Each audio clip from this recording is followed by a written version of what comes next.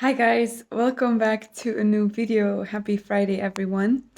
Um, Today I'm going to talk about a tool that really helped me in my personal recovery journey with DPDR, with existential anxiety, and with panic attacks. And it's not going to be anything like you expect. I haven't actually ever talked about this, and not for any reason in particular. I think just because I kind of forgot about it. But I was on a run this morning and I realized that this was actually a really big aspect in my recovery. But it was so small, it was so subtle that I never really managed to make a thing out of it for some reason. And I just thought of it today, and that's why I'm really excited to share it with you. And so, this tool that really helped me in my recovery journey, especially when it came to the kind of existential dread and the existential, like, hyper awareness that I had about life and death and all these things that I did not have control over, was humor. The reason that humor helped me so much was because it actually helped me take everything a lot less seriously. The thing is that your mind will focus on whatever it thinks is a problem. That's the whole reason why we have a mind. Our mind is here as an evolutionary tool to help solve problems in our environment. You know, if we have a problem with a friend that is very close to us, we will think about how we can solve it. If we have a problem at work, we will think about how we can fix it because we need our job, you know, to survive. And so, whatever you think is a problem, your mind will focus on, your mind will think about, your mind will become hyper aware of. And so, for me personally, with my DPDR, the problem that I had was that I did not feel like life was safe. I did not feel like my own emotions were safe. I did not feel like I was safe in my own body, in my own mind, because I was having panic attacks and these weird sensations, and everything looked fake and weird and unreal. And I thought that I had discovered something about life that I wasn't supposed to know. So everything felt so serious and so problematic that I was constantly hyper aware of it. And every time that I would try to distract from it, it would just bring me right back because my mind was yelling at me like, oh, this is a really big problem. You have to think about this. You have to be focusing on it and aware of it all the time. And of course, one of the things that I talk about a lot is acceptance, right? Is learning to accept life as it is, learning to sit with uncomfortable emotions, make yourself become comfortable with them, or make yourself feel safe in the presence of them so that you can um, stop that fight or flight response. But another thing that actually really helped me was learning to laugh with myself, was learning to laugh with life. And that does not mean negating what's going on or like pretending like everything's fine. It just means sometimes seeing the humor in what was actually going on. So, say that I would have an existential thought, instead of going into this doom of like, oh my God, this is terrible, I would almost find the humor in how ridiculously weird life is. I would think, yeah, life really is actually really weird. Like, what on earth am I doing here? And like trying to laugh with it. And what you do when you are able to laugh with yourself is you take that thing less seriously and it becomes less of a problem. Like I said, that makes your mind not need to fix it because you can process it in a different way. You can make it less seriously. One of my favorite quotes of all time is, don't take yourself too seriously, you're just a monkey with a plan. It's a quote from Naval. And that really helped me. And actually, that helps me with my clients as well, because it's maybe an unpopular thing to say, but sometimes me and my clients can really laugh in coaching sessions about the absurdity of DPDR and about the absurdity of existential anxiety.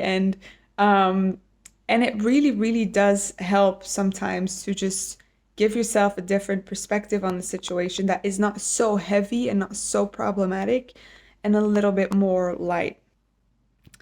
Another thing that I would do sometimes and this is actually when mindfulness really started to kick in for me, when my meditations really started working and really started being able, like me, enabling me to separate a little bit from these anxious emotions and thoughts, was whenever I felt like this dread coming up, or whenever I started panicking or feeling really anxious and could perceive that anxious part of me almost like running around with, like a chicken with no head, going like, "Wow, life is unsafe, and what's happening?" and all these emotions. It's almost like looking and watching that happen in me. And I remember sometimes just responding like, yeah, your life is really hard, like, but in a sarcastic way of like, look at this anxious thought and go like, yeah, I know life is difficult, life is awful. You should panic, like you should run around with like a chicken with no head. Like, please keep doing that because it's really working. It can come across as if you're like not acknowledging your emotions, but that's really not what it was. It was almost like I saw the emotion and I saw it like a really, really anxious little dude that would like start running around in my body sometimes.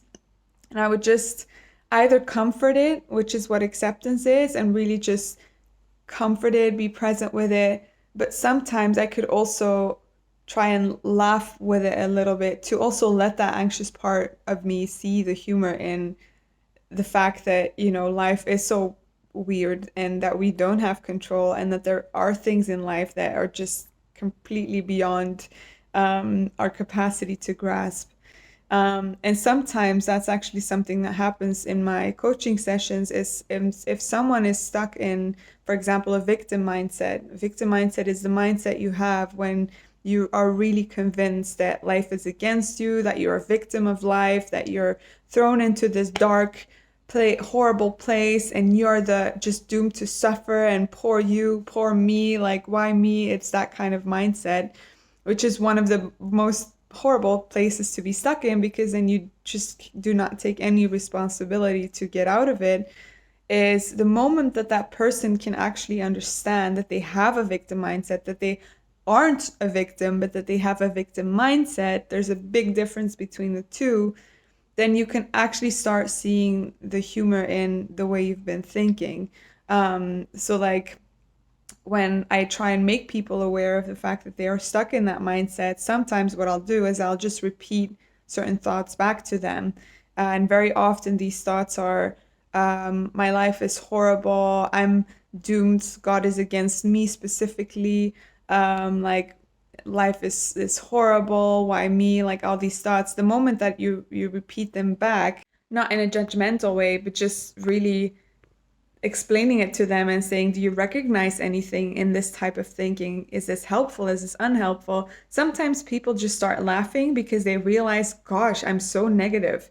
And the moment they can laugh with it, it helps them get to that next level where they stop taking their mind so seriously and where they can almost start going like, yeah, your life is hard, laughing with it a little bit. And it really does help ease the weight of the problem. And when the weight of the problem is more eased, your mind does not get so hyper obsessive with it anymore because it sees it as less seriously.